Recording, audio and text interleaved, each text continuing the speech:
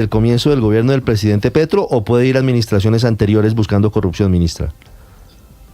No, desde la administración del presidente Petro creo yo que podemos marcar como los principales hitos en la prevención en este sentido. Creo que hacia atrás, si algo llega a salir sobre la mesa, pues sencillamente activar los mecanismos de control que corresponden con las entidades que correspondan. Ministra, gracias. ¿Usted es conservadora?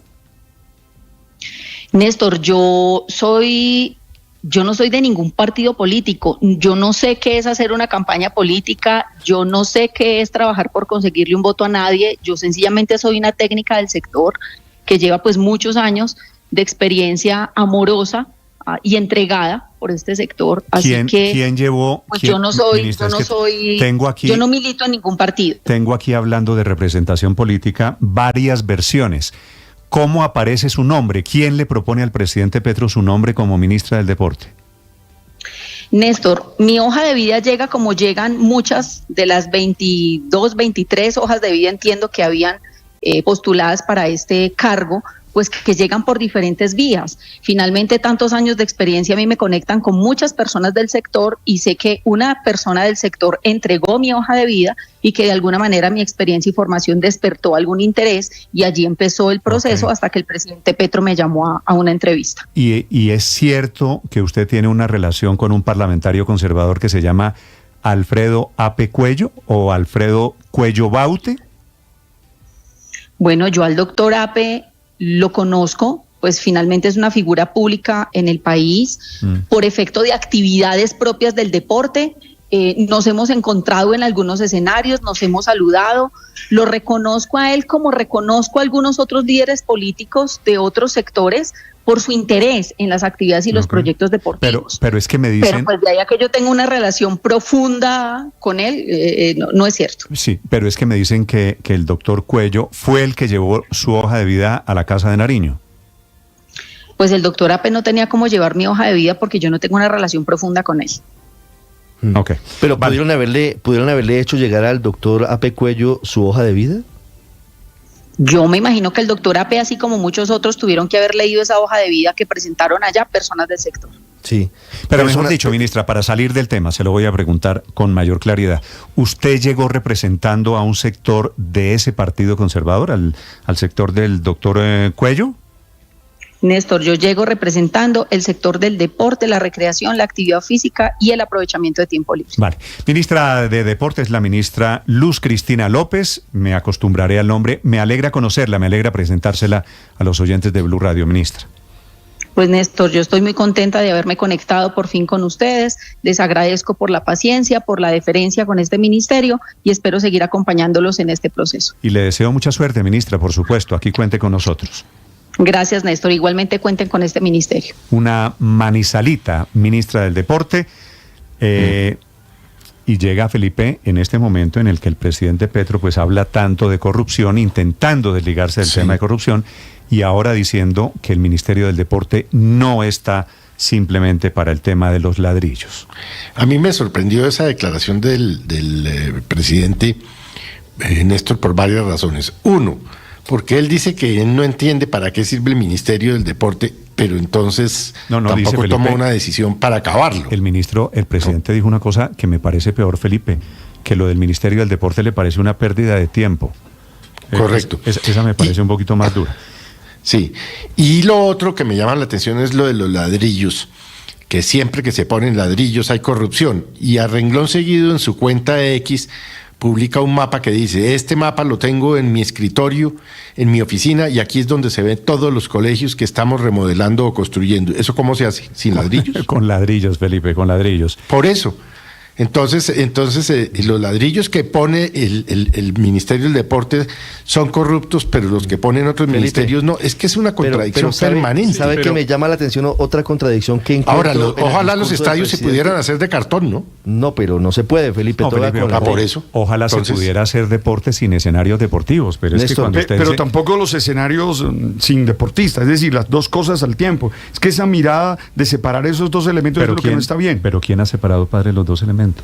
El presidente de la República. Es que lo que es muy triste es posesionarse, les digo yo, ante un jefe que le está diciendo a uno que el cargo Entonces, para el el que se ministerio no está sirve para nada. posesionando es una pérdida de tiempo. A mí sí me parece desalentador.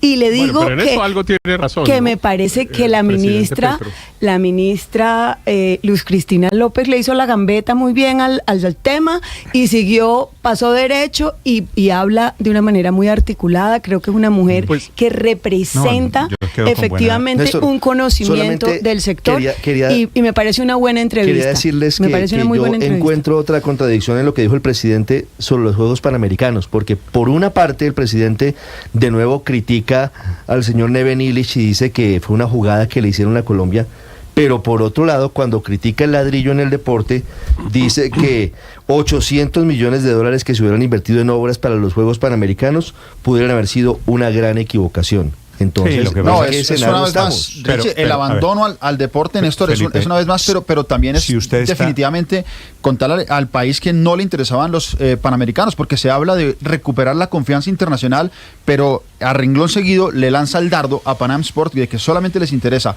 traslado de muchísimos millones de dólares, quedarse en hoteles 5 estrellas con un acompañante y que es un absoluto negocio. Y sí, Y sí, claro. Y sí. Todo, la verdad es que el presidente dijo y varias ma- cosas y es que malo, son y reales. ¿Es malo que haya una empresa privada detrás de los eventos? Pero es verdad, es decir, Pues no es, malo, pero hay que es decirlo. malo que Sí, pero no es se puede malo que el satanizar Estado- la empresa privada por el Pero hecho de ¿quién que dijo? sea privada. Los Pero es comités malo que la olímpicos empresa son Pero es que privada se cuando uno financie deja, con los cuando, recursos cuando, públicos. cuando A ver, uno, no cuando vamos, uno deja padre, en no. el aire ese tipo de afirmaciones, pues entonces uno está sugiriendo que lo que dice el presidente No vamos a es meternos, cierto. padre, en el tema nuevamente de los Panamericanos. Duramos haciendo lobby 3 años y medio para que nos dieran los Panamericanos.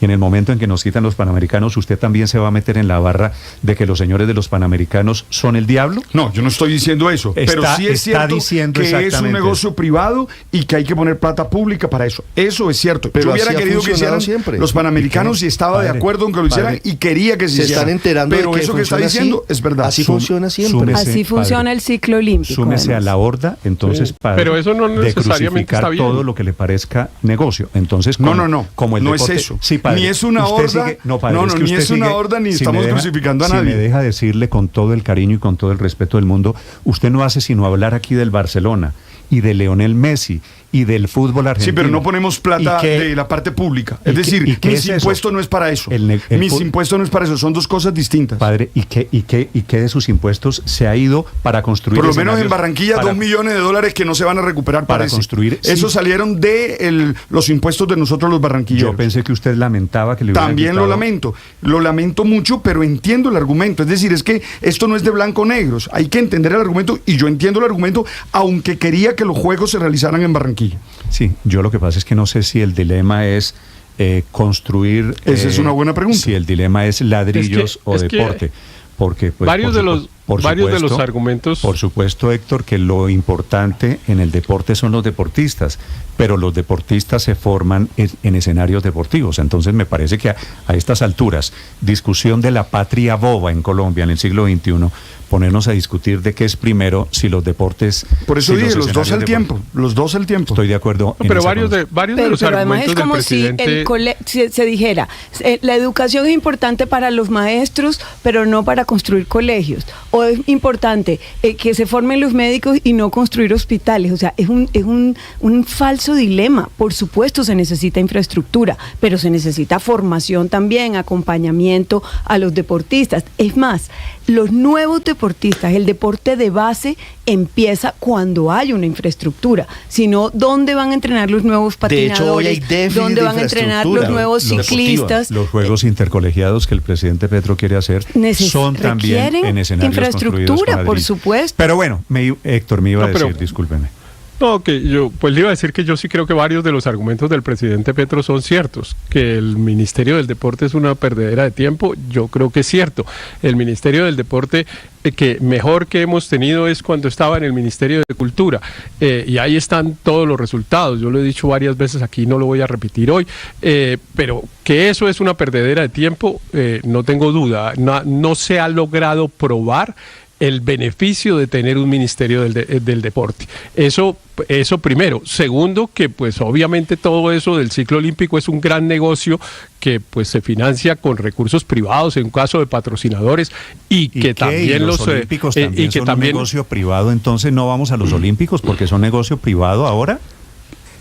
Pero digamos que los estados tengan que meterle tanto dinero, fútbol, pues es una cosa que vale la pena. Es un negocio privado y el deporte se hace el deporte, todo alrededor del deporte, por supuesto que es negocio. Pero es que la discusión no es si es un negocio o no, sino si ese negocio se alimenta especialmente con recursos públicos o no. Esa es la discusión, porque claro que sea un negocio pues maravilloso y que ganen mucha plata, también perfecto, y que además nosotros como hinchas vamos y estamos en el negocio y lo alimentamos, pues perfecto, cada cual toma sus decisiones, pero es una discusión válida si esos negocios se alimentan con recursos públicos. Usted y yo podemos tomarnos un café diciendo si la creación del Ministerio de Deportes salió bien, pero decirlo en la posesión como presidente de la República, en la posesión de la nueva ministra de Deportes. Puede que sea un acto de descortesía, pero no es que sea mentira. Que es una pérdida puede que sea un acto de descortesía, pero no mentira. No mentira para nada. Yo sí prefiero bastante el Ministerio del Deporte. No, es una opinión. Es una opinión. Y ahí están los resultados. Pero ¿sabe qué es lo que igual que cuando había mejor Ministerio de Justicia, cuando estaba en el Ministerio del Interior. Cuando usted es presidente de la República, usted no tiene opiniones, usted toma decisiones. Si el Ministerio de Deporte al presidente Petro le parece una pérdida de tiempo, pues lo que tiene que hacer es presentar un proyecto de ley para desaparecer el Ministerio del Deporte. No necesariamente, porque seguramente hoy desaparecer el Ministerio del Deporte cuando han pasado pocos años de su creación puede ser una cosa incluso peor que haberla creado. Sobre esa afirmación, Néstor, en que es el presidente no se refería a que el ministerio en sí es una pérdida de tiempo, sino haberlo convertido de Coldeportes. Recordemos que esa es la entidad que se convirtió en ministerio a ministerio, porque lo único que se logró fue, quedado en que el gobierno que el gobierno consideraba importante el desarrollo deportivo.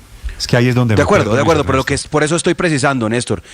La crítica del presidente ayer, yo la leí así, no es a la existencia de una entidad que regule y que impulse y promueva el deporte, sino que esa entidad sea del rango ministerial y no más operativo como lo era Coldeportes. Yo creo que a eso se refería. Pero déjeme referirme a algo que no puede pasar desapercibido sobre la crítica del presidente a los ladrillos.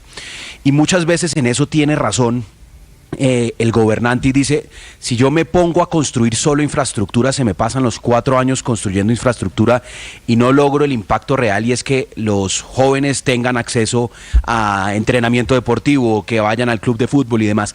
Ojalá el presidente tuviera la misma lectura para el sector de la educación. Recuerden, Néstor, que ahí hay una gran polémica.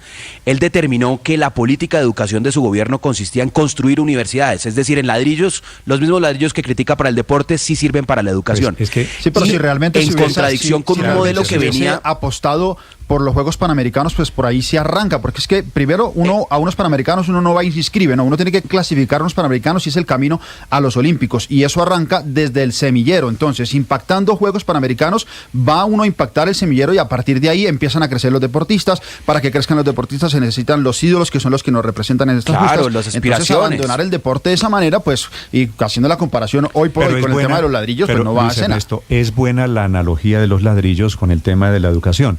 Porque si ustedes... Y de la salud y de todo.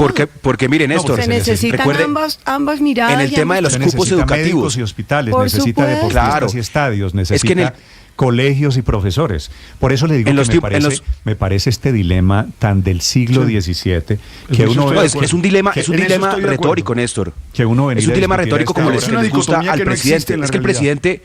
Nosotros tenemos un presidente sofista que prefiere la persuasión y el argumento y la retórica muchas veces a la verdad.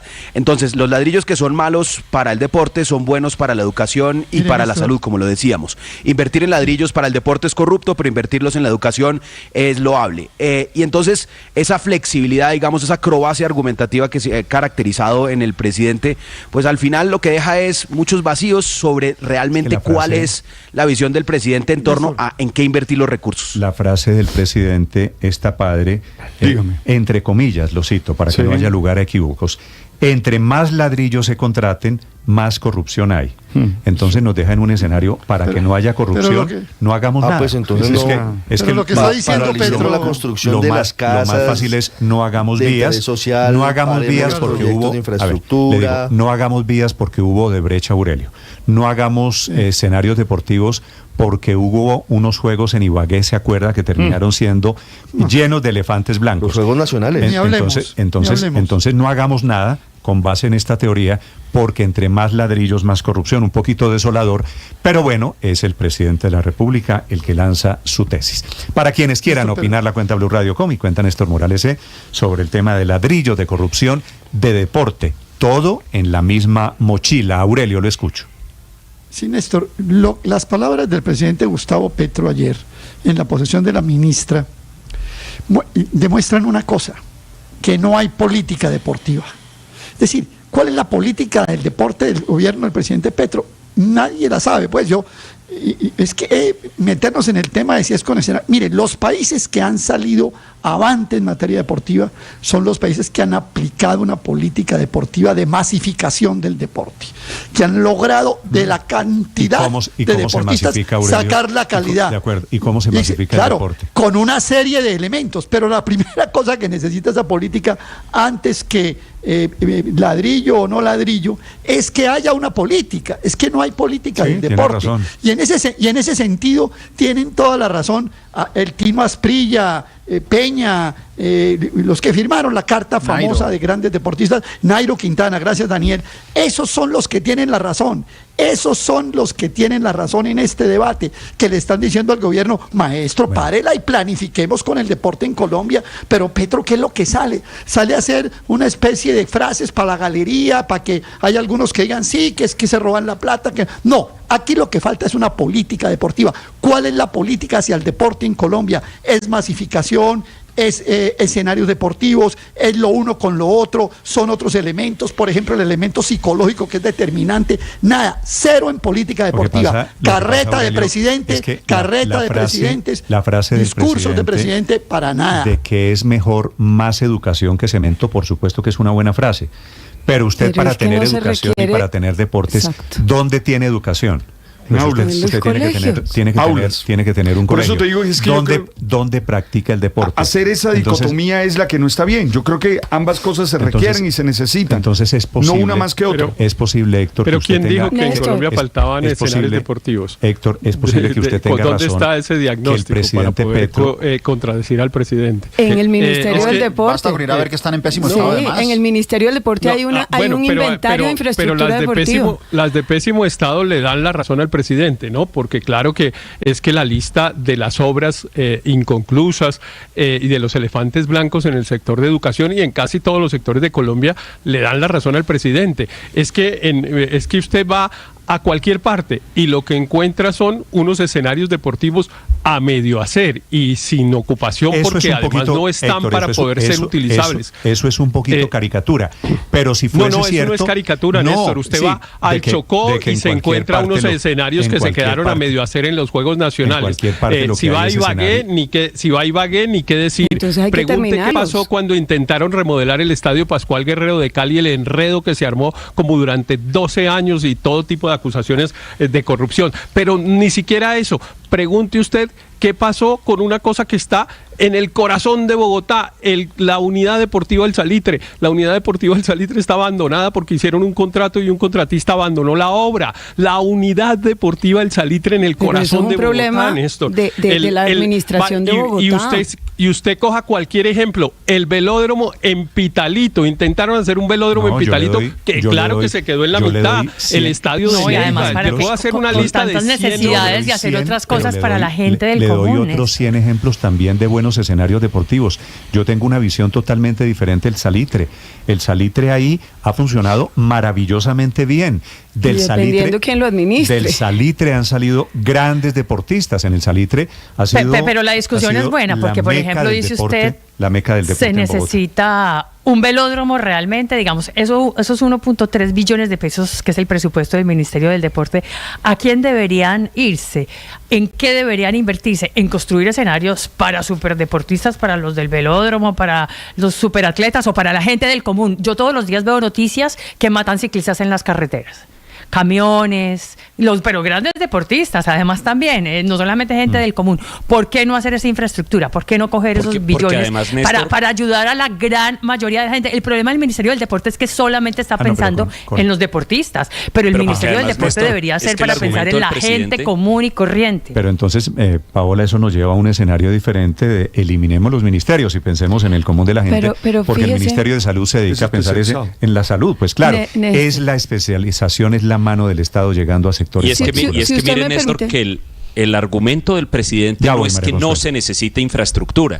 El argumento del presidente, independientemente de si hay una evaluación de que se necesita o no infraestructura, es que no se debe construir infraestructura porque construir infraestructura trae corrupción. Que ese sí es un argumento absolutamente derrotista. Entonces, como ha habido corrupción en los Juegos Nacionales, no volvamos a hacer juegos. Como ha habido corrupción en la construcción de tal o cual, hubo corrupción en la construcción de la hidroeléctrica El Guavio hace 40 años, entonces no volvamos a hacer hidroeléctricas. Yo creo que por ahí no es la vía. Sí es cierto que puede haber corrupción en cualquier obra pública, pero entonces eso no puede significar que no hagamos más obras públicas. Y en cuanto al primer tema, Néstor, estoy rotundamente de acuerdo con el presidente y lo invitaría a que presente sendos proyectos de ley para acabar con los ministerios de deporte, de ciencias y de igualdad. Mire, bueno, pregúntele a la comunidad científica cómo les ha ido con el Ministerio de Ciencias. ¿Todo eso le parece pérdida de tiempo a usted también? Bueno. Me parece innecesario, parece innecesario, y nos iba mejor y los resultados eran mejores, al menos en el caso de deportes, antes de la creación del ministerio. Con el esquema institucional que existía, nos estaba yendo mucho mejor. Solo les recuerdo que con el Ministerio de Deporte, Felipe, está pasando lo mismo que pasa con el raponero de la séptima, ¿no? Cójalo, claro, y ahora suéltelo. Yo le voy a decir una cosa. Es que, María Consuelo, duramos décadas diciendo démosle importancia al deporte y se creó el Ministerio del Deporte y ahora se crea el Ministerio del Deporte. Pero ¿sabe por qué y a la este discusión... lado y en esta orilla los que dicen que el Ministerio de Deporte, el presidente Petro encabeza la fila, es una pérdida de tiempo del presidente en plena posesión. ¿Y por qué desacreditar el ministerio para el cual estaba posesionando a la ministra? Porque lo creó el presidente Duque. Entonces, para él todo es en función de la pelea política. Y como efectivamente fue una creación del gobierno Duque, entonces le parece que es una pérdida de tiempo. Bueno, esa es la razón. No se me había ocurrido, María Consuelo. 7 de la mañana, 23 minutos. Un gusto saludarlos, los acompañamos. Por fortuna el Ministerio de la Igualdad va como una bala, ¿no? No sé, Felipe, va pues como una jabalina. No hay nombrado ni los viceministros. Alguno aquí de la mesa que me diga algo que haya hecho el Ministerio del algo que haya hecho el Ministerio de la Igualdad. Conseguir un generoso presupuesto, billetes si tienen. De pronto el presidente Néstor, Petro pone el dedo en la llaga y hagamos una reevaluación de qué está funcionando bien de esas cosas, porque Felipe, muy a la colombiana, nosotros creemos que los temas son importantes en la medida en que se crea un ministerio para ellos. ¿Alguien en esta mesa me puede decir sin buscar en Google el nombre del ministro o la ministra de Ciencia y Tecnología, por favor? Sin buscar en Google, Felipe, rajado, no sé. Ahí está. Néstor, pero esa discusión yo sí coincido plenamente con Andrés de que esos son ministerios que pues no sirven. Bueno, Álvaro. No, y la discusión puede ser válida porque los ministerios son para establecer políticas públicas, no son operativos. Y si usted mira el deporte, es un sector que está totalmente e internacionalmente armado. ¿Qué se hace? ¿Cómo se hace? Lo manejan sector privado, no comercial, a través de todas las ligas. Realmente lo que hace el ministerio es muy poco, entregarle la plata a esas entidades. Entonces, hay cosas para las cuales no se necesita una entidad de políticas públicas. Esa discusión puede ser válida, que sí encarece mucho el servicio burocrático.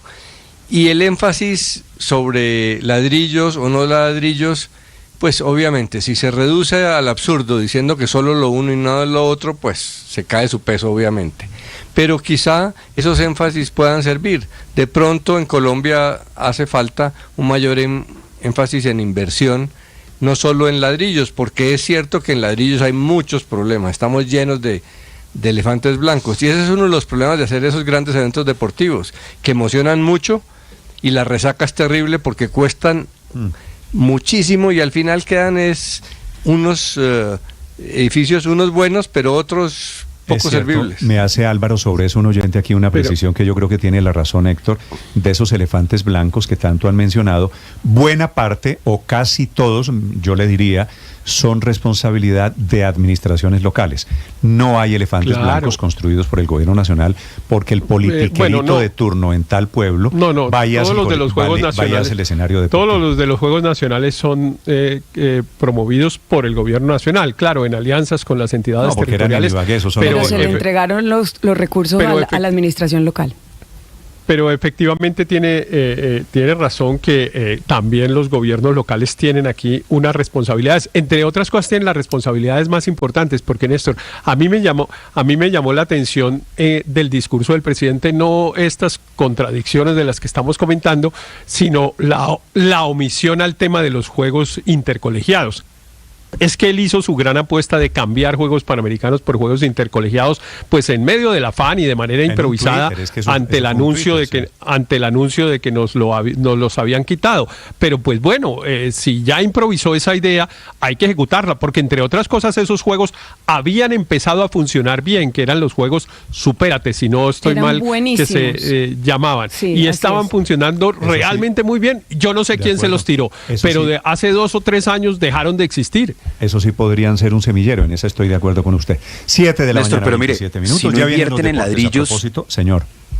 Si no invierten en ladrillos y en infraestructura pública, tienen que contratar a privados para las escuelas deportivas. Es el mismo esquema que tenía Bogotá con jóvenes a la U para ofrecer cupos universitarios, pues que lo ofertaran también en universidades privadas.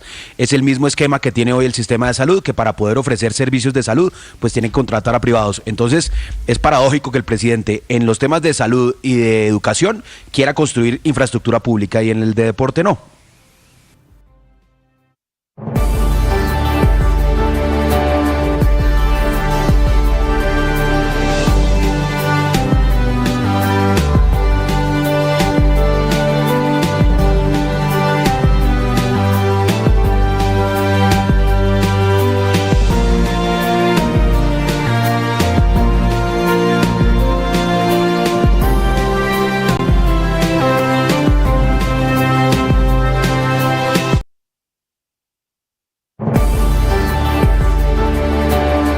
Ahora nuestro contenido no solo se escucha, también se ve. En este país, gobernador, todo es gravísimo y no pasa nada. Algunos en ese límite de la ilegalidad. Bienvenido, gracias por estar conectado. En Blue le ponemos cara a la radio, a la opinión y al debate, a los diferentes puntos de vista, al rigor periodístico, a los hechos deportivos, a la opinión, al humor y al entretenimiento. Le ponemos cara a la radio. Suscríbase a nuestros canales de Facebook y YouTube y desde las 6 a.m. hasta las 7 p.m. disfrute de toda nuestra programación en vivo.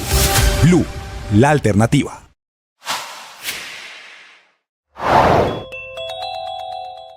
Ya conocemos el calendario electoral 2024 acá en Venezuela, que contiene la presidencial, y si bien la fecha de la votación, 28 de julio, pues era la más esperada, hay otros momentos quizás igual de importantes, y uno de ellos es cuándo y quiénes se inscribirán para esa elección. Y cada aspirante debe acudir al CNE con los recaudos correspondientes entre el 21 y el 25 de marzo, es decir, justo antes de Semana Santa, en apenas 15 días.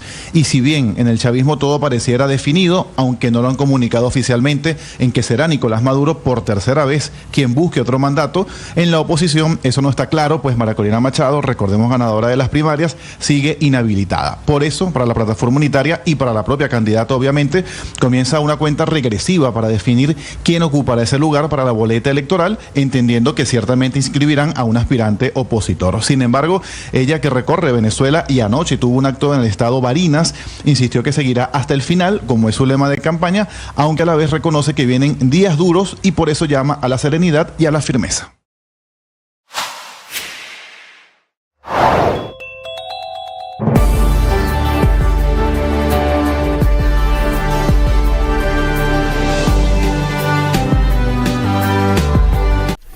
Blue Radio, Visual Radio, un año al aire. Al principio obviamente fue muy difícil, fue, digamos, sobre todo de muchos retos y muchas preguntas de cómo íbamos a adaptarnos. Sin embargo, creo que ese ha sido el principal aprendizaje, de que sí se puede cambiar las diferentes plataformas, seguir informando a través de nuestra señal al aire, pero también ampliarnos a otro tipo de contenidos, en este caso como lo es lo descriptivo, lo visual, que nos ha permitido también hacer otro tipo de informes y aprovechar mucho cada uno de los insumos que logramos en coberturas especiales, en las noticias que hemos contado en este año. Por eso, digamos, ha sido un muy buen aprendizaje, sin olvidar que es la voz humana la que está detrás y la que es ese centro de la información y con la que queremos seguir acompañándolos a cada uno de ustedes, a nuestra audiencia, ya sea en la radio tradicional o en las diferentes plataformas que nos seguimos acá viendo y escuchando en Blue Radio. Blue Radio, la alternativa. Muchos lidiamos con enfermedades mentales y con conflictos emocionales, y es muy difícil hablar de eso en voz alta. Soy María Elvira Arango y los invito a escuchar Qué Locura, historias reales de lo que no se habla, con testimonios conmovedores y con expertos y especialistas. Escúchenos, este es un lugar seguro. Este podcast es impulsado por porquequieroestarbien.com, el programa de salud mental de la Fundación Santo Domingo. El padre Alberto Linero es periodista y también está en Mañanas Blue. 7 de la mañana, 32 minutos. Soñé que asistía a mi propio entierro, a pie, caminando entre un grupo de amigos vestidos de luto solemne, pero con un ánimo de fiesta. Todos parecíamos dichosos de estar juntos, y yo más que nadie, por aquella grata oportunidad que me daba la muerte para estar con mis amigos de América Latina, los más antiguos, los más queridos, los que no veía desde hacía tiempo. Al final de la ceremonia, cuando empezaron a irse, yo intenté acompañarlos, pero uno de ellos me hizo ver con severidad terminante que para mí se había acabado la fiesta. «Eres el único que no puede irse», me dijo. Solo entonces comprendí que morir es no estar nunca más con los amigos. Esta es una frase de García Márquez en Cuentos Peregrinos. Oye, volví a releer esta cita del Nobel, ahora que se ha publicado su novela póstuma, En agosto nos vemos, porque creo que muestra una de las opciones del Nobel en su vida: ser amigo de sus amigos. Como un gran literato, él es capaz de mostrarnos en la profundidad de los relatos la complejidad de las emociones humanas. Sus frases parecen iluminar el foso del corazón en el que los humanos tratamos de entender la vida. Me emociona volver a encontrarme con esas frases y esas expresiones. Es que los que idolatramos a algunos autores queremos saberlo todo de ellos y celebramos cada nueva manifestación de su genialidad que encontramos. Todavía no puedo hablar de la novela, no la he leído, ya habrá tiempo para ello, pero sí puedo insistir en la necesidad de cuidar a los amigos. Después de todo, la felicidad está determinada por la calidad de nuestras relaciones. El psiquiatra y psicoanalista Robert Waldinger de Harvard insiste: cosas tan pequeñas como llamar a un amigo, mandarle un mensaje solo para saludar o llamarlo por teléfono, mandarle un correo y en particular sacar tiempo para dar un paseo, para tomar un café. Cualquiera de esas cosas sencillas nos ayuda a mantener el vínculo y generar bienestar personal. Hoy, leyendo a García Márquez, vuelvo a decirles a todos: hay que cuidar los amigos. Las victorias y derrotas, la pasión y la afición en juego y los datos de lo último en deportes se lo presenta Mañanas Blue. 7 de la mañana, 34 minutos. Bienvenidos a la información deportiva en Mañanas Blue, que arranca por cuenta de la sorpresa en Copa Conmebol Suramericana. Independiente Medellín, que en el campeonato colombiano es puesto 10, sorprendió al Deportes Tolima en su estadio. Empataron 0-0 en los 90 minutos y en la definición desde el punto penal 4-2 la victoria para el poderoso. Compra tiempo el entrenador Alfredo Carlos Arias, que no la está pasando tan bien, más allá de una leve recuperación en el rentado local, pero con esta clasificación a fase de grupos de la Suramericana asegura al menos de entrada $900,000 para el poderoso. Hoy será el turno para el América de Cali, que visita en Barranquilla y a puerta cerrada en el Estadio Metropolitano al Alianza de Valledupar. En juego otro cupo a la fase de grupos de la otra mitad de la gloria. En otras noticias del fútbol colombiano, hoy dará la cara el presidente de Atlético Nacional, Mauricio Navarro, quien no comparece ante los medios de comunicación hace más o menos 8 meses. La última vez fue antes de la renuncia del entrenador brasileño Paulo Autori. Entre varios temas, obviamente tratarán la crisis deportiva en la que ha estado envuelta Atlético Nacional en los últimos torneos. Esta rueda de prensa será sobre las 9 de la mañana, así que aquí en Mañanas Blue le estaremos contando todos los detalles. Y en Millonarios no son buenas las noticias con respecto a las lesiones de Santiago Jordana y de Leonardo Castro. Jordana se perderá al menos 15 días y Leonardo Castro tendrá para 3 o 4 semanas, por lo que llegará muy justo para el estreno del conjunto embajador en Copa Libertadores de América, que será la primera semana de abril. Entre tanto, en la Liga de Campeones de Europa, Bayern Múnich y el conjunto del Paris Saint-Germain son los primeros equipos clasificados a los cuartos de final. Doblete de Mbappé, que dio un recital en España enfrentando a la Real Sociedad. El solo de Mbappé sirvió para liquidar la serie con un 4-1 definitivo. Y el inglés Harry Kane también fue la figura del Bayern Múnich, convirtiendo 2 de los 3 goles con los que el conjunto alemán remontó la serie que perdía 1-0 ante el conjunto de la Lazio. Hoy el Real Madrid, que celebra 122 años de historia, recibe la visita del Leipzig, está ganando 1-0 su serie, y el Manchester City también en casa ante el Copenhagen. En esa serie la tiene ya más resuelta el conjunto inglés, 3-1. Hoy podría ser un buen escenario para que siga alargando su cuota goleadora en Champions Erling Haaland. Y a propósito del Real Madrid, 2 fechas de sanción para Jude Bellingham en la expulsión de este fin de semana en el partido ante el Valencia, todo por decirle al árbitro central del partido "It's a fucking goal". Fue la palabra, la expresión utilizada, ustedes me disculparán, del futbolista inglés. Eso sí, una sanción rigurosa de 2 partidos para Jude Bellingham. En más noticias del fútbol internacional, ya está en Porto Alegre, esto es en Brasil, Rafael Santos Borré, que hoy cumplirá su primer entrenamiento con el conjunto del Inter de Porto Alegre, y no le fue bien a Juan Fernando Quintero, quien erró penal jugando con Racing. Su equipo perdía 1-0, el resultado fue ese ante el conjunto de Sarmiento de Junín, y ya a esta hora se disputa la 4ª etapa de la París-Niza, una jornada de más de 175 kilómetros, con 4 premios de segunda categoría, un premio de primera categoría y con llegada en alto, en donde Egan Bernal buscará subir posiciones en la clasificación general. Por ahora el ciclista colombiano, puesto 10 en esta carrera que ganó en 2019. 7:37 de la mañana, los deportes en Mañanas Blue. Estás escuchando Blue Radio.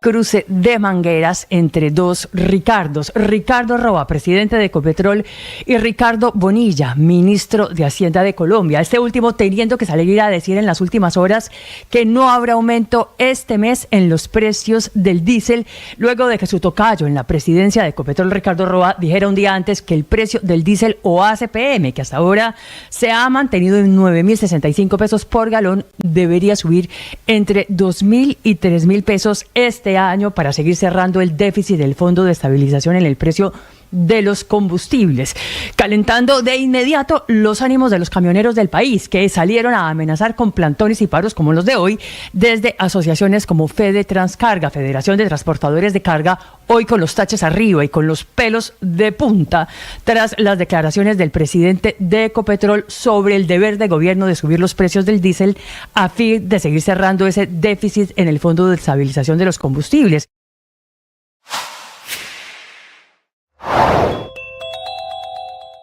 Ya tomaron posesión Gustavo Bolívar, que amanece convertido en nuevo director de Prosperidad Social, Paula Robledo, una mujer muy prestigiosa, secretaria jurídica de la presidencia, y Luz Cristina López, la nueva tercera ministra de Deporte en año y medio. 38 minutos, la Contraloría está haciendo esta mañana una advertencia al Ministerio de Hacienda, al Ministerio de Hacienda, sobre el famoso decreto de hierros, el que fue emitido intentando aclarar el tema del presupuesto y de la distribución de 13 billones de pesos en partidas de infraestructura. Slobodan Wilches. Así es, Néstor, muy bueno.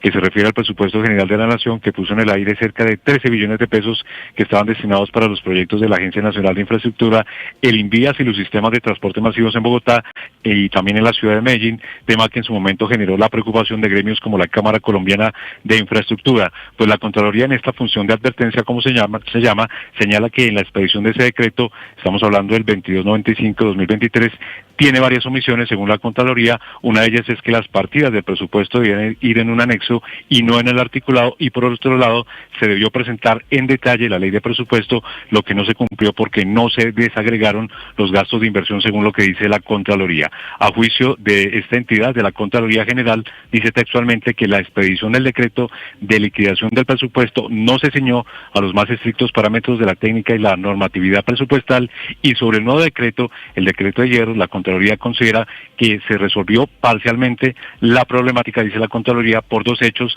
No se deroga el artículo del decreto 2295-2023, simplemente se modificó, con lo cual, dice la Contraloría, deja sin desagregar no solamente una partida importante de esa inversión de los proyectos por valor de 13 billones de pesos, sino que se mantiene el nivel agregado, dice la Contraloría, de otra parte importante de la ejecución de la inversión. Y otra preocupación de la Contraloría es que la ejecución de estos presupuestos quedó sujeto a la discrecionalidad del presidente de la República, como lo advierte el Contralor General en funciones, Carlos Mario Zuluaga. Gracias, se lo dan 7 de la mañana, 40 minutos. Esta mañana, Felipe, el mapa de Bogotá es una gran mancha naranja, pero aparecieron hace algunos minutos dos punticos rojos, que quiere decir que hay problemas con el aire en dos zonas de Bogotá.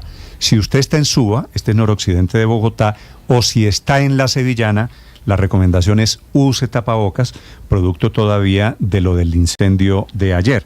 Estas dos zonas, Sevillana, esto es saliendo por el sur de Bogotá con la avenida Boyacá, ¿no? Eso es cruce de avenida Boyacá con autopista sur, Néstor. Ahí empieza el camino hacia suroccidente del país. ¿Usted recuerda, Felipe, eso por qué se llama La Sevillana? No, Néstor. Pues allá era la fábrica de aceites, La Sevillana. Claro.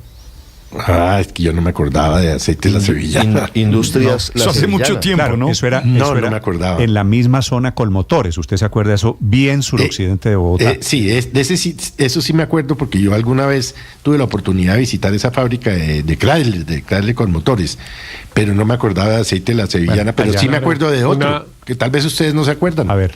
Glutamol.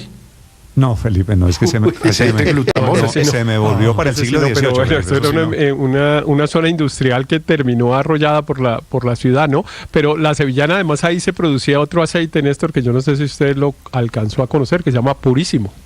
Claro. Me suena la propaganda de televisión de el aceite purísimo, sí. Claro, de una empresa que en general se llamaba Aceitales, que era de esta familia que se conocía como Morris y Tila Good, y se conocía así porque eran pues unos benefactores de la Cruz Roja, pero realmente eran una familia que pues logró crecer una industria enorme en esa esquina donde usted está hablando. Ya se puso la quinta dosis sevillana. María Camila, no están hablando de nuestra época. No están hablando de nuestra época dosis, porque esos recuerdos suyos y los míos ya son como... Y ahí en esa zona queda la fábrica de tubos Colmena, y usted ve que Colmena, en la parte alta hay una esfera que marca la llegada a ese punto Felipe, del todo sur este carretazo es para decirle, suba, eso sí sabemos que dónde suba, claro, ¿no? Suba aquí cerquita, noroccidente de Bogotá, y allá en La Sevillana, al sur de Bogotá, problemas con la calidad del aire esta mañana. César Moreno. Hola, Néstor, muy buenos días. Sí, ese incendio forestal en Bosa, en el suroccidente de Bogotá, pues causó graves afectaciones en la calidad del aire en diferentes zonas de la capital. Ayer el olor a quemado estaba cundiendo por toda la capital, y también había una densa capa de humo que casi que no permitía ningún tipo de visibilidad. Pues de acuerdo ya con el reporte del Índice Bogotano de Calidad de Aire y Riesgo en la Salud, las localidades de Kennedy, Fontibón, Bosa muestran condiciones regulares. La Secretaría de Salud de la Alcaldía hizo un llamado a la comunidad para que eviten exponerse al humo de los incendios, además de prevenir enfermedades respiratorias. Y en estos momentos, en la cuenta de X de la Secretaría de Ambiente informa lo que usted estaba diciendo, Néstor. 7 estaciones en estado en moderado, que esto es al oriente de la ciudad, es decir, a los cierros orientales.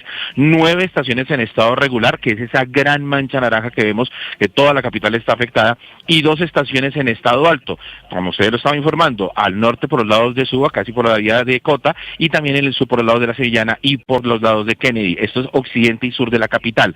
Recomendaciones: usar tapabocas en las zonas de influencia. Señalan desde la Secretaría de Salud, especialmente dirigida a la comunidad vulnerable, por ejemplo, niños, personas que ya tienen afectaciones de pronto con alguna enfermedad respiratoria, niños menores de 5 años, personas con enfermedades base o también de la tercera edad. La primera recomendación es evitar acercarse al área del incendio, que ya fue controlado allí en Bosa. El alcalde Carlos Fernando Galán, el alcalde de la capital, en un video a través de su cuenta de X, dijo que la calidad del aire está siendo monitoreada en toda la ciudad. Hay algunas estaciones en naranja, otras en amarillo, pero no se registran condiciones para declarar alerta por calidad del aire. Esto es muy importante. No hay todavía condiciones para declarar esa alerta por calidad del aire, como sucedió cuando se incendiaron los cerros orientales, que hubo algunas medidas como el pico y placa. A quienes están cerca les recomendamos, dice el alcalde, cerrar ventanas y usar tapabocas, especialmente a los menores de 5 años. Las causas del incendio están bajo investigación, se están analizando las cámaras de la policía para determinar sus orígenes. Ese dato es clave, cerrar ventanas. La doctora Adriana Soto es la secretaria de Asuntos Ambientales en Bogotá.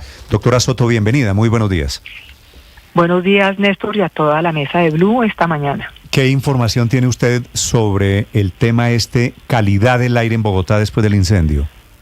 Bueno, ustedes ya lo mencionaron, en la mañana de hoy se están registrando niveles de mala calidad del aire, es decir, puntos en rojo en 2 estaciones, en Suba y en Carvajal Sevillana, en el suroccidente y en el noroccidente, pero también tenemos varios puntos naranja, por ejemplo, en Chapinero Central y en Guaymaral. También tenemos puntos naranja, que son básicamente lo que nos indican es que la calidad del aire es regular.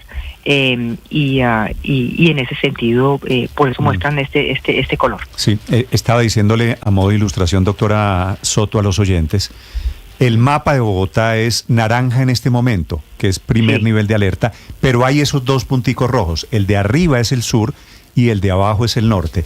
¿Qué pasa si crecen más puntos rojos en este mapa? Eso es una muy buena pregunta. Si crecen más puntos rojos y permanecen en naranja o en rojo, es decir, en condiciones regulares o malas de calidad del aire por 27 horas consecutivas, es decir, sistemáticamente reportando condiciones regulares o malas de calidad del aire en el IVOCA, en el 50% de las estaciones de toda la ciudad o de una localidad, por ejemplo el suroccidente, declaramos alerta fase 1 por mala calidad del aire. Sí. En ese momento, ¿eso está dentro de las probabilidades o mirando el mapa pareciera que todavía no tenemos las condiciones para que lleguemos a ese nivel, secretaria? Todavía no se cumplen las condiciones de las 27 horas consecutivas y recordemos que las alertas se pueden declarar si el 50% de las estaciones para toda la ciudad reportan durante 27 horas seguidas o si en una localidad, como por ejemplo el suroccidente, se reportan durante 27 horas consecutivas condiciones regulares o malas de calidad del aire, es decir, naranja o rojo. Sí, secretaria, ¿por qué en zonas tan, en teoría, lejanas al incendio que ayer se presentó en Bosa, se presentaron situaciones de humo, de mala calidad del aire? Por ejemplo, localidades Teusaquillo, incluso Chapinero. ¿Por qué tan lejos, si están tan lejos estos sitios, se vieron tan afectados? Por 2 factores. La dinámica de los vientos no contribuyó a que, contribuyó a que este material particulado, este humo, se dispersara por varios puntos de la ciudad y lo sintiéramos además con concentraciones bastante importantes. Lo segundo es que no hay que olvidar que seguimos en fenómeno del Niño y que aún hay incendios en la Orinoquía, en el Valle del Río Magdalena y en Mosquera, en el municipio de Mosquera. También se presentó un incendio ayer y eso afecta también el aporte de material particulado. Entonces, además de los incendios locales, teníamos una contribución adicional por estos incendios que menciono. ¿Por qué 27 horas, doctora Adriana? Porque 27 horas, de acuerdo con digamos, el índice de calidad del aire que ha sido construido y validado por expertos, por científicos, es el límite en el cual si reporta, por ejemplo, para material particulado 2.5 micras, que son las partículas menores a 2.5 micras, que son las más perjudiciales para la salud, porque logran atravesar los alvéolos pulmonares. Entonces, es el límite para declarar, digamos, para del límite, digamos, de riesgo. Pasadas 27 horas ya los riesgos son muy importantes para la salud. Y lo mismo para material particulado. ¿Y son 27 horas contadas a partir de qué momento? A partir del momento en que la estación o las estaciones empezaron a reportar naranja o rojo. Es decir, esta madrugada.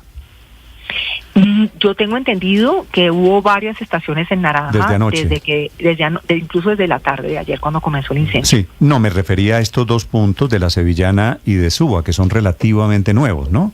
Correcto, son nuevos. De nuevo, el 50% de las estaciones de una localidad, por ejemplo, suroccidente o noroccidente, deben estar reportando condiciones regulares o malas por 27 horas seguidas. No es solamente una estación, sino la mitad de las estaciones que tenemos ahí en el índice IVOCA, cada puntico, coge uno la mitad de esas estaciones en cada localidad, y si la mitad reportan por 27 horas seguidas naranja o rojo, no naranja y rojo, sino naranja o rojo, ahí se declara la alerta fase 1. Es decir, de aquí a mañana en la madrugada más o menos completamos las 27 horas para saber si hay o no medidas de emergencia.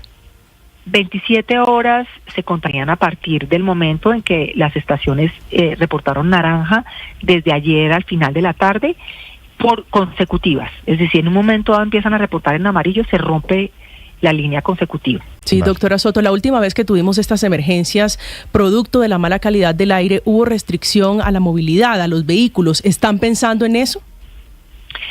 Sí, y digamos que si se declara la alerta fase 1, cumpliéndose las condiciones que acabo de mencionar, habrá una serie de restricciones.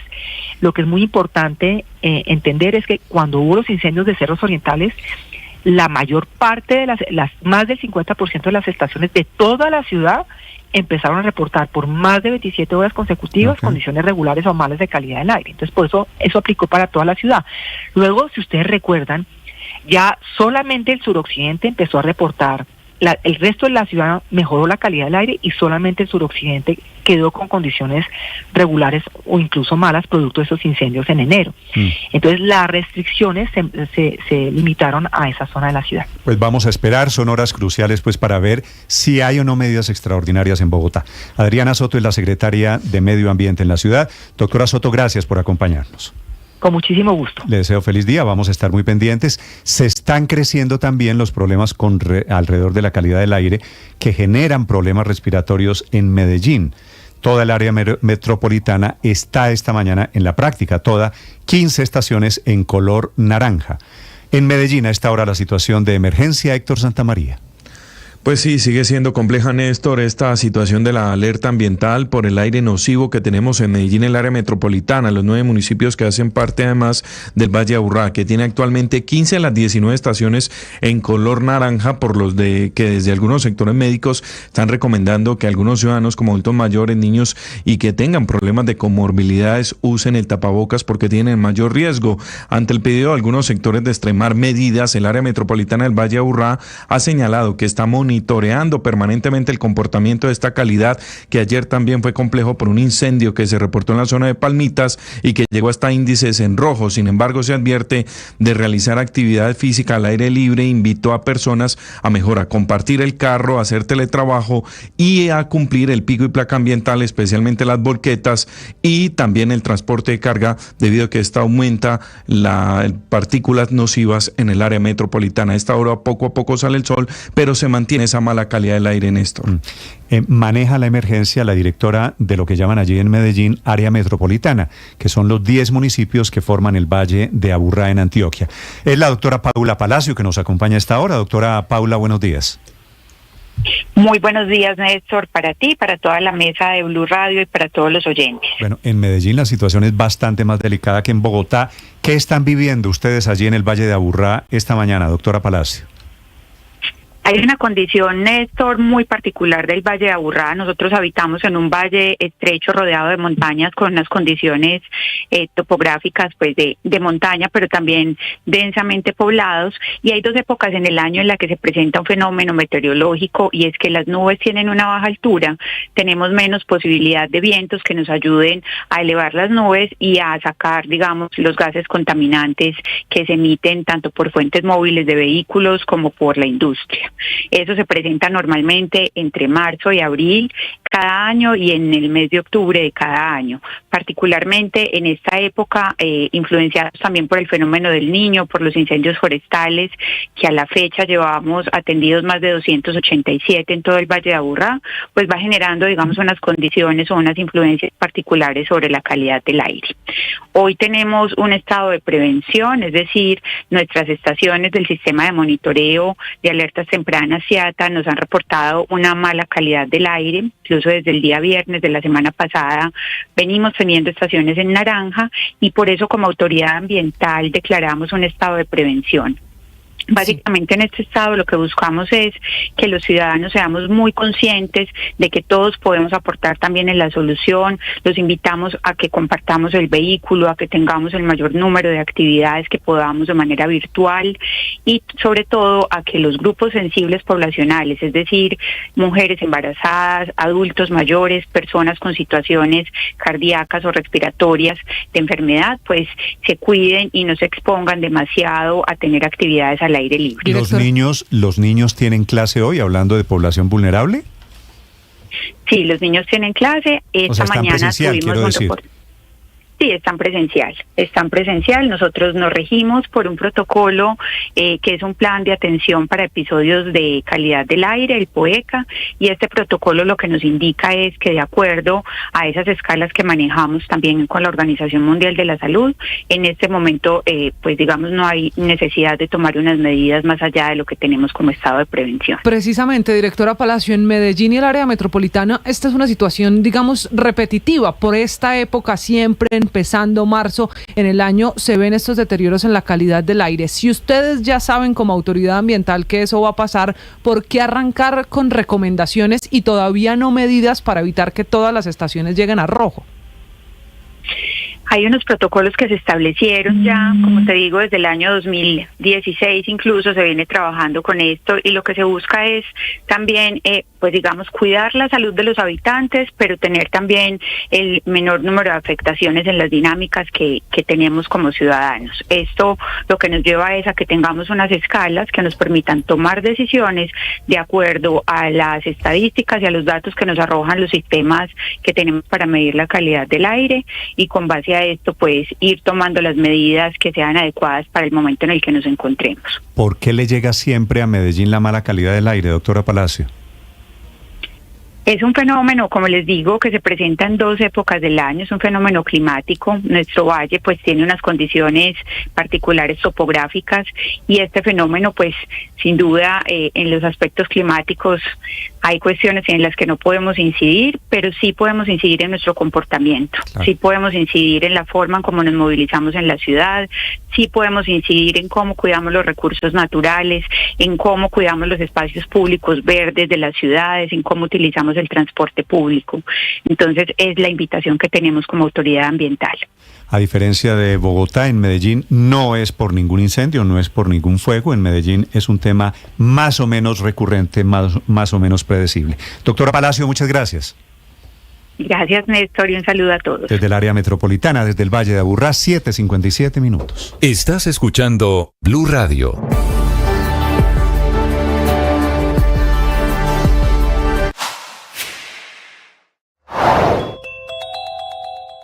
Los incendios que están generando un inmenso problema en la calidad del aire.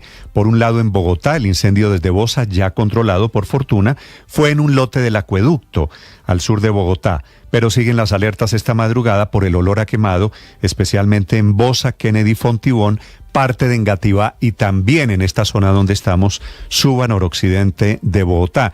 Llegaron muchos bomberos porque la nube de humo fue muy grave. Los fuertes vientos hicieron que se regara esa columna de humo que afectó la calidad del aire con el incendio apagado. El alcalde de Bogotá, el alcalde Galán, descartó una alerta ambiental muy diferente a la situación muy grave que se está viviendo esta mañana en Medellín, en donde nada que mejora la calidad. Ya son 5 días allí con un aire dañino para los paisas, para la gente que vive en Medellín y en todo el Valle de Aburrá, producto también, como en Bogotá, de los muy fuertes vientos que están regando ese material particulado que vienen desde la Orinoquía y el Caribe colombiano. En Colombia está saliendo ya el libro de García Márquez, Padre, en agosto nos vemos. Hoy ya en librerías en Madrid. Va a costar 65.000 pesos. El libro es una linda edición, el mismo que teníamos en PDF. Solo que usted en PDF no lee en un teléfono celular. No, y los libros son para leerlos en libros, de acuerdo, para tocarlos, para olerlos, para sentirlos. Y usted quiere tenerlo. Aclara la familia de Gabo desde Madrid, en donde está la editorial, en donde está Random House, aclara la familia que el texto es todo escrito por García Márquez, que no hubo mano fantasma, que no hubo tercero, que no hubo inteligencia artificial, nada de eso. Bueno, lo están diciendo con un anuncio tanto o más importante, padre, y es que con esto termina la obra póstuma de Gabo. Ya no más. Es decir, aquí paramos de obras de García Márquez. ¿Sabe qué me llama la atención del texto? Que García Márquez normalmente cuenta en su biografía o en sus memorias que cuando él escribía un libro y no le gustaba, él lo rompía y lo botaba. ¿Por qué dejó este? Pues es una pregunta que me hago, ¿sabe? Este lo rescataron los hijos. Con uno de los hijos, con la familia de García Márquez en este momento desde Madrid, Enrique Rodríguez. Pues Néstor, estamos aquí a esta hora con Gonzalo García, el hijo de Gabriel García Márquez, en esta presentación de este libro que está a la venta ya, que se llama En agosto nos vemos. ¿Qué vamos a encontrar? ¿Qué van a encontrar los lectores de Gabriel García Márquez? Bienvenido a Blue Radio, Gonzalo. ¿Qué van a encontrar en este libro? Bueno, pues van a encontrar exactamente lo que dice la portada. Van a encontrar más Gabo y espero que sí, que sus lectores se encuentren con el autor de los otros libros que han leído. Realmente cada palabra que está escrita en esta edición está escrita por Gabo, y eso es lo que esperamos, que haya un reencuentro entre Gabo y sus lectores. Precisamente esa era la otra pregunta que quería hacerle. A propósito de todas las especulaciones que hay sobre si todo el contenido del libro estaba escrito o no por Gabriel García Márquez, usted nos acaba de decir que efectivamente sí, de principio a fin. De principio a fin, no hay absolutamente nada que no haya escrito Gabo. Este libro, ustedes dicen que estuvieron aproximadamente 7 años en que no se decidieron a publicarlo. ¿Qué fue lo que cambió para que se decidieran a hacerlo? Bueno, el paso del tiempo, la reflexión y el deseo de cerrar el ciclo de la obra literaria de Gabo. A partir de hoy, toda la obra literaria de Gabo está disponible para sus lectores.